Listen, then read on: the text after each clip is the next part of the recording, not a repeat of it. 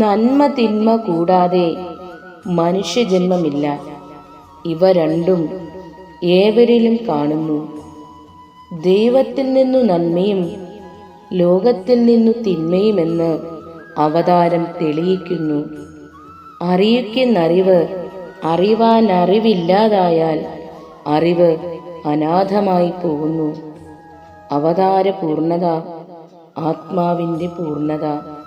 അവതാരം ആത്മാവിൽ കാണുന്നു. മറവായ അറിവ് കുറവ് തെളിയിച്ചറിയിക്കുന്നു. നീ സത്യം, ജ്ഞാനം, ആനന്ദം.